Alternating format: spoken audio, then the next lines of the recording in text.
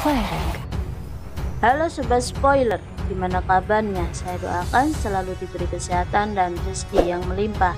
Kali ini saya akan menceritakan sebuah drama film dari Cina, yaitu sebuah film aksi yang diangkat berdasarkan novel klasik Journey to the West, sebuah film sequel dari film The Monkey King yang menceritakan kisah perjalanan sang Buddha ke barat untuk mengambil kitab suci. Film ini diperankan oleh Aaron Kwok sebagai Sun Wukong, berdua dengan Chen Xiaofeng sebagai biksu dan Sanzang. Dan gak usah basa-basi, langsung saja mari kita simak alur ceritanya. Diceritakan setelah sang Dewi mengorbankan diri untuk menyelamatkan dunia, sosok raja kera nakal muncul dan membuat kekacauan di mana-mana. Atas kesalahan besarnya, Buddha datang memberikan hukuman. Ia harus terpenjara di dalam tangan Buddha yang berubah menjadi gunung 5 unsur. Dan diberitahukan kepada Wukong kalau ia harus menemani perjalanan seorang biksu ke barat. Dan setelah 500 tahun berlalu, cerita baru dimulai lagi. Seorang biksu muda dalam perjalanannya menjalankan titah sang Dewi untuk mengambil kitab suci di barat. Ia bersama dua pengawalnya sedang beristirahat dekat dari gunung 5 unsur. Kemudian mereka berlari tunggang langgang menghindari kejaran harimau hingga berada di sisi gunung 5 unsur. Dua pengawalnya meninggalkan sang biksu dan tinggallah sang biksu dan kudanya. Sang biksu melangkah maju memberanikan diri untuk bernegosiasi kepada harimau agar tidak memangsanya. Namun harimau justru semakin mengaum memangsa bisutan, membuatnya berlari menghindari terkaman menuju gua di bawah gunung 5 unsur, gunung yang digunakan para dewa untuk menghukum Raja Kera. Auman harimau membangunkan tidur panjang si Raja Kera. Sun Wukong yang terjerat di antara bebatuan memanggil namanya. Ia meminta agar bisutan melepaskan kain kumal yang ada di hadapannya. Mulanya bisu itu ragu untuk menolongnya, namun auman harimau membuatnya terpojok. Wukong berjanji pada bisutan akan menyelamatkannya. Kain kumal itu akhirnya ditarik oleh sang biksu. Sebuah batu membelah hingga akhirnya terjadi letusan gunung menjadi beberapa keping. Semua terpental di udara termasuk harimau, dan Wukong akhirnya terbebas dari hukumannya yang terkurung di dalam gua. Kemudian ia pun melawan harimau dengan tongkat saktinya. Harimau terpelanting mati ke dasar bumi. Setelah suasana tenang, Wukong mendekati sang biksu untuk memastikan jika biksu inilah yang dibicarakan para dewa kepadanya. Wukong diminta untuk mengawal perjalanannya ke barat mengambil kitab suci. Namun bisutan menolak tawarannya, membuat si Raja Kera merasa terbebaskan. Wukong langsung berhambur pergi meninggalkan sang biksu terbang bersama tongkat saktinya dengan sukacita. Tak lama setelah itu terbukalah kota yang dibawa sang biksu. Sebuah gelang kepala emas terbang dan melayang ke arah Wukong. Bisutan terkejut melihatnya, kemudian ia dengan cepat mengemasi kotaknya. Namun tiba-tiba Wukong telah berada di sisi bisutan. Wukong marah dan bertanya kepada bisutan tentang benda yang telah mengikat kepalanya. Kemudian ia memintanya untuk melepaskan dari kepalanya. Sang biksu menjelaskan padanya jika gelang kepala itu pemberian dari sang dewi dan ia tidak tahu bagaimana cara melepaskan benda itu. Saat sang biksu melihat tulisan yang terukir di atas gelang, ia meminta Wukong untuk tenang dan mencoba membacakannya. Saat sang biksu membacakannya, gelang kepala makin mencengkram kepala Wukong. Ia berteriak kesakitan. Semakin dibacakan mantranya, semakin hebat gelang kepala itu menyiksanya. Seluruh tubuhnya seperti terkendali oleh mantranya, hingga ia terpetak jatuh menghantam bebatuan. Wukong marah dan kembali berdebat dengan sang biksu. Di tengah perdebatan mereka, sang dewi datang memperjelas keadaan. Dewi Kuan Yin memberitahu Wukong jika bisutan adalah guru untuknya. Wukong harus mendampingi perjalanannya. Ia juga harus menghormati dan melindunginya. Sang Dewi juga memberitahukan kepada Wukong gelang yang ada di kepalanya akan terlepas setelah sampainya mereka mengantar bisutan mengambil kitab suci di biara Guntur.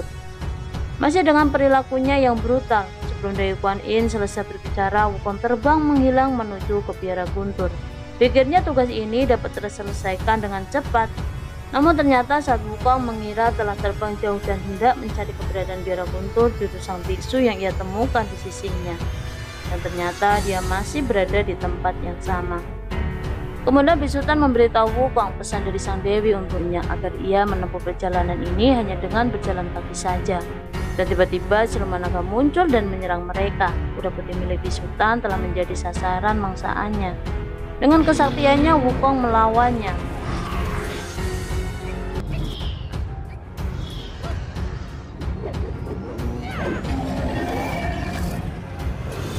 hingga akhirnya ia berhasil membunuhnya. Wukong juga kembali mengeluarkan kuda putih yang sempat di masa sang naga.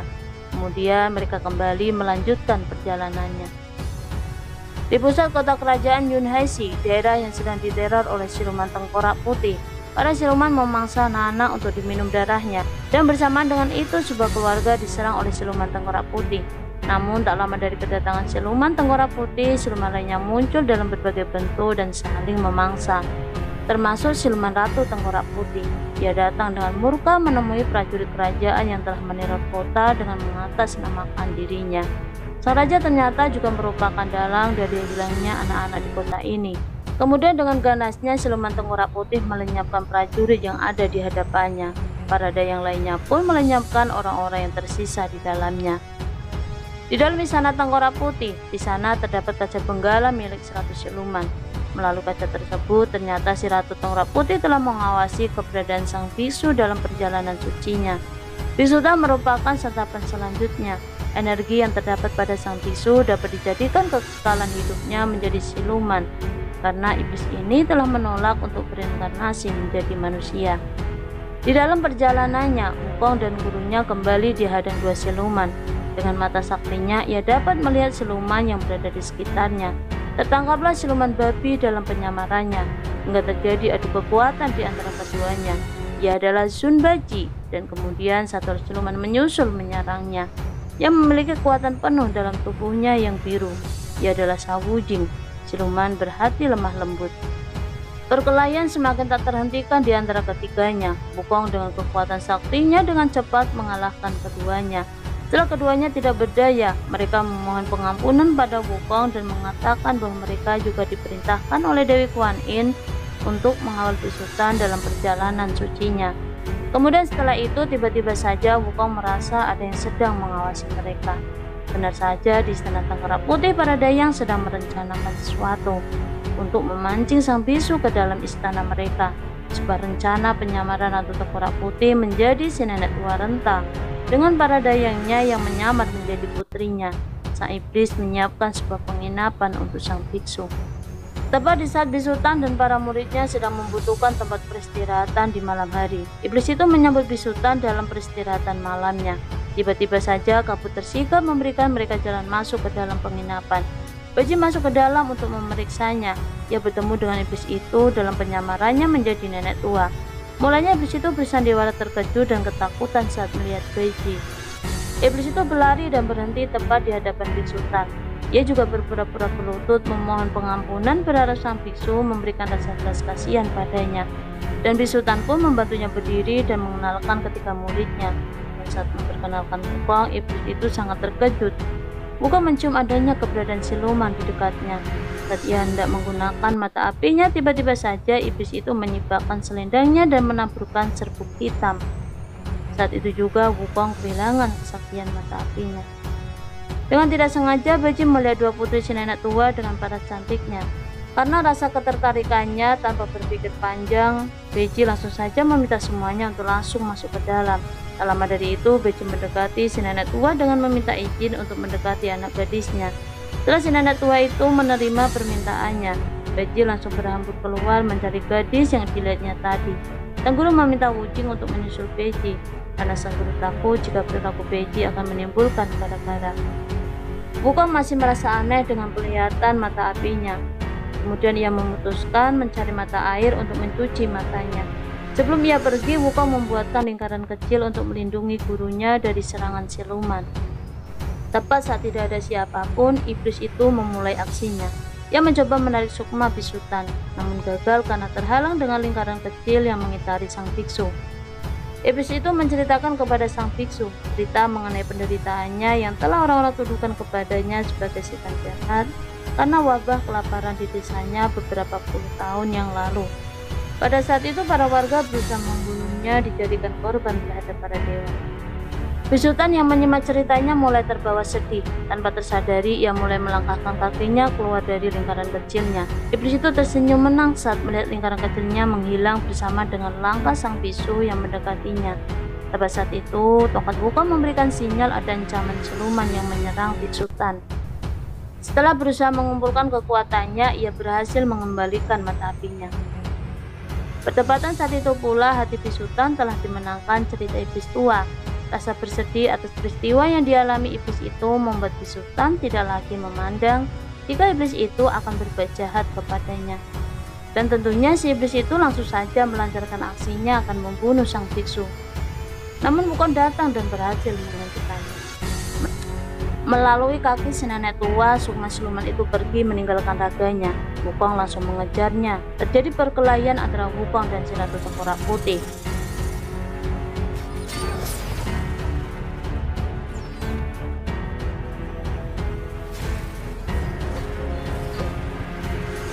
Sebelum sempat membinasakannya, Wukong juga berhasil menghajar siluman yang menjelma gadis cantik yang hendak melukai Beji. Dia juga membinasakan siluman lainnya yang telah bersiap akan membunuh Muji. Namun sayangnya Beji dan Muji tidak menyadarinya. Di tengah perkelahian antara Wukong dan para siluman, Ratu Tengkorak Putih kembali merasuki raga wanita tua itu. Pada waktu itu Bisutan sedang membuatkan minuman untuk si nenek tua. Siluman iblis langsung menyerangnya dari arah belakang. Tetapi ia kembali dikejutkan oleh kedatangan Wukong yang langsung menghentikannya dengan serangan tongkatnya. Tindakan Wukong tidak dapat diterima oleh sifat welas asih sang guru, apalagi ditambah dengan laporan-laporan dari Beji dan Muji bahwa Beji mengatakan kepada sang guru jika Wukong telah membunuh dua gadisnya. Bisutan kecewa terhadap Wukong, namun hal itu tidak ditanggapi oleh Wukong. Ia masih saja melihat keberadaan siluman di dalam raga wanita tua itu. Tanpa memperdulikan keberadaan gurunya, Wukong tetap membunuh wanita tua itu dalam keadaan sedang memelas di hadapan Bisutan. Dengan perasaan bersalah karena perilaku Wukong, membuat sang bisu kembali membacakan mantra sebagai hukuman untuk ketidakpatuhan Wukong padanya. Sebuah gelang emas mulai mencengkram kepalanya. Penderitaan Wukong terhenti setelah tubuhnya terpelanting menghancurkan bangunan rumah tua yang diinapnya. Malam harinya sang bisu memperlihatkan rasa penyesalannya dengan menyusul keberadaan Wukong di atas bukit batu terjal. Bisutan mengatakan ia juga merasakan penderitaan yang dirasakannya saat terpaksa membacakan mantranya. Perlahan hati Wukong mulai membaik, dan kini mereka kembali melanjutkan perjalanannya. Sebuah berita tentang kehilangan anak terjejer pada sebuah dinding beserta tangisan seorang ibu. Bisutan merasa sedih dengan keadaan di kota ini. Pada saat bersamaan, prajurit menyampaikan kepada sang raja kedatangan Bisutan di kotanya. Sang raja kemudian menyambutnya dengan pesta yang meriah.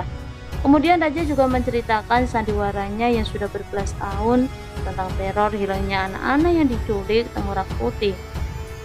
Ia juga mengatakan penderitaannya setiap kali mendengar jerit tangis anak-anak yang dikurung di gua bulan berair.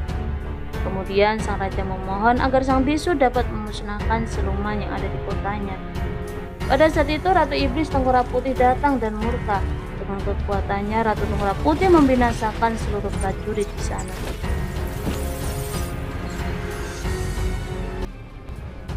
Sebelum pergi, iblis itu mendekati Wukong. Ia meminta kepada Wukong untuk menemuinya.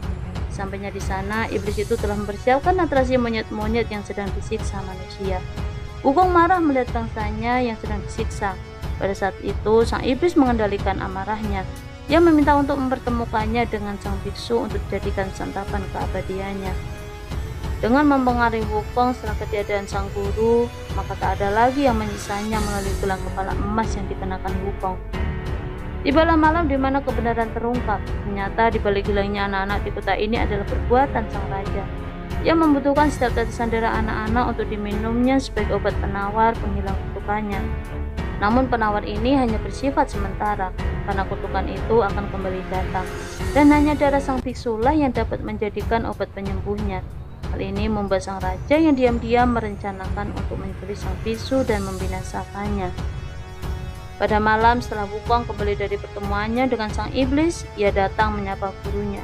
Wukong mengatakan kepada Bisutan untuk memberikan pencerahan pada siluman Tengkorak Putih. Dengan ketulusannya, sang bisu menerima permintaan Wukong. Dan pada malam itu pula sang bisu menemui iblis itu dengan niat baiknya.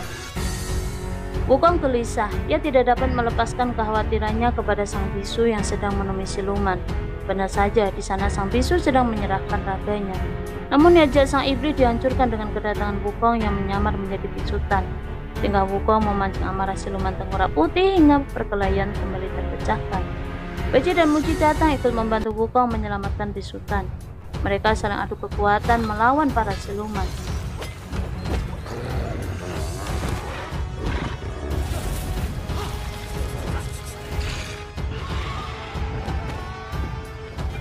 Di tengah kerusuhan perebutan sang biksu, para penjaga raja berhasil menculik Bisutan dan membawanya ke hadapan raja. Di sanalah sang raja mengungkapkan kebenarannya atas semua yang sedang ia rencanakan. Sang raja mengatakan bahwa ia membutuhkan darah sang biksu untuk menghilangkan kutukannya. Di akhir peperangannya, Wu Jing kehilangan sang guru. Wukong yang mengetahuinya langsung berhambur mencari sang guru dengan kekuatannya. Tepat saat sang raja hendak akan menghunuskan sebilah pisau ke arah biksu, tongkat sakti Wukong menangkisnya. Wukong datang dengan emosinya yang sudah siap memusnahkan sang raja. Namun serangannya ia hentikan saat sang biksu tidak menghendakinya. Dan dengan terpaksanya Wukong membiarkan sang raja untuk tetap hidup. Kemudian ia membebaskan anak-anak yang dikurung di sana dan pergi meninggalkan sang raja yang dalam kekacauan. Iblis itu masih mengincar sang biksu di tengah perjalanannya ketika mereka berada di tengah pasar. Saat itu para orang tua berdatangan mengucapkan terima kasih atas jasa sang biksu dalam menyelamatkan anak-anak di kota ini. Bersama dengan itu ada siluman yang menyerupai gadis kecil sedang membawa hadiah yang akan diberikan kepada sang biksu. Hadiah itu sebenarnya pisau yang siap menghunus Bisutan.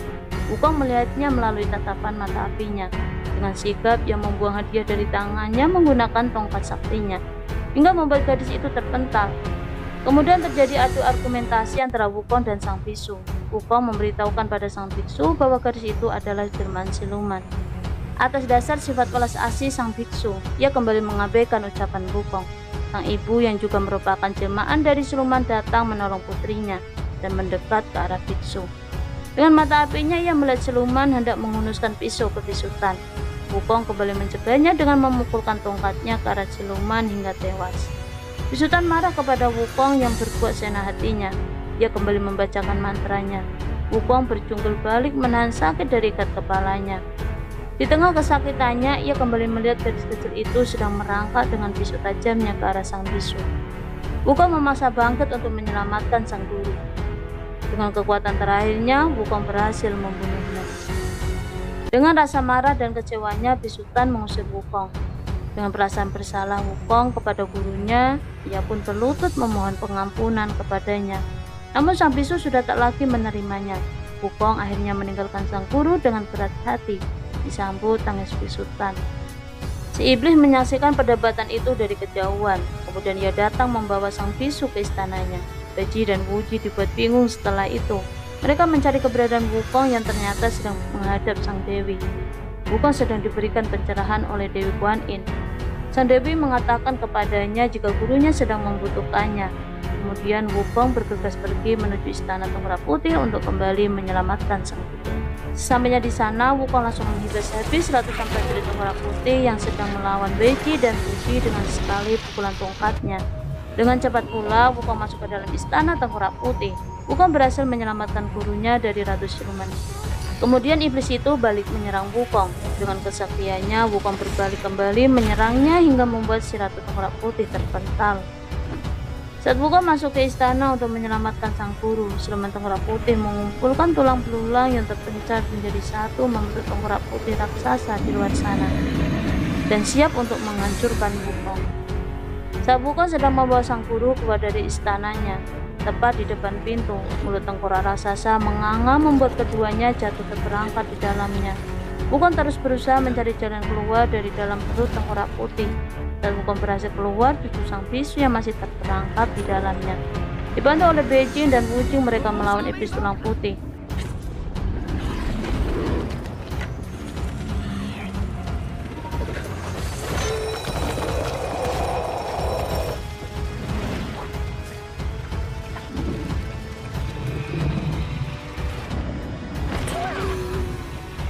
Wukong akhirnya berhasil mengalahkan raksasa Tengkorak Putih. Kemudian sang Buddha turun mengumpulkan jiwa iblis dan mengusirnya. Bisutan masih dengan sifat kasih sayangnya dan memohon kepada Buddha agar memberikan kesempatan pada sang iblis untuk menunjukkan penyesalannya dan meminta reinkarnasi. Namun iblis tulang putih itu masih saja menolaknya dan memilih mati sebagai jiwa yang tercemar di tubuh Bisutan. Sang bisu dengan rasa sedihnya memohon kepada Wukong untuk membunuhnya. Bisutan memberi Wukong penjelasan bahwa ia hanya butuh meyakinkan orang untuk menjadi lebih baik. Akhirnya Wukong mengerti keinginannya sang guru untuk membantu iblis mengubah nasibnya. Dengan penuh air mata, Wukong setuju dengan menjanjikan kepada gurunya bahwa mereka menunggu kepulangannya. Setelah tongkat sakti memukulnya, tubuh biksu berubah menjadi patung. Akhirnya pengorbanan Biksu Tan pun berhasil. Iblis tersebut telah berinkarnasi. Ia juga terbebaskan dari rasa sakit dan kebenciannya di kehidupannya yang lalu. Wukong kembali melanjutkan perjalanannya dengan membawa patung sang guru dengan diikat di punggungnya. Ia menaiki kuda putih milik sang biksu. Dari surga, manik-manik air terjatuh ke bumi dan menyentuh tangan Biksu Tan. Permukaan pun retak yang memperlihatkan jari manusia, yang membuktikan telah kembalinya hidup sang Biksu Tan Sanjang. Film pun berakhir. Baiklah kawan, sampai bertemu di konten berikutnya. Jangan lupa klik subscribe, share, like, and comment. Dan jangan lupa pula klik loncengnya. Dan bye-bye.